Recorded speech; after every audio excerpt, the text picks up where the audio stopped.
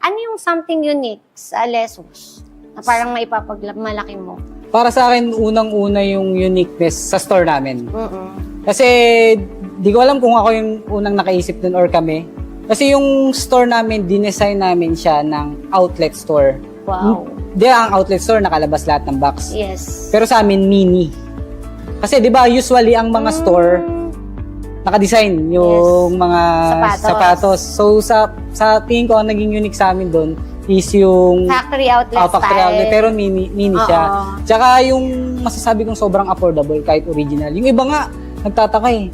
Sabi, original ba talaga yan? Bakit sobrang mura? So, kaya nila mas tinatangkilik yung store namin kasi original na, affordable pa. Ayun.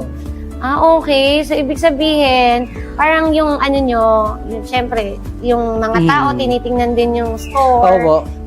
Ay, parang okay dito. Parang gusto kong bumili dito. Tapos, syempre, yung quality ng products, andun din talaga. Talagang original. Original talaga yung product na binebenta nyo.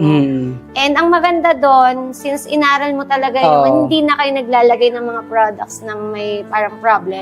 Totoo. Kasi kumbaga aware ka na sa mga dati mong failure. So, naiiwasan mo na siya. Kaya, napansin ko medyo nag-grow na. Nag-upgrade na. And high quality na talaga yung mga products na binibenta nyo. Tsaka nag-i-innovate talaga kami. Kumbaga, kung ano yung trend, pinapasok talaga namin dyan. Hindi kami nag-i-stock dito. Kumbaga, improve ng improve. Tsaka yung design. So, kailangan upgraded din. Parang, gusto ko yung nasan yung ganong design. And actually, yun nga, syempre, lalo sa sapatos. Ito kasi yung araw-araw na ginagamit ng tao. Yes, so, kumbaga, kailangan comfortable.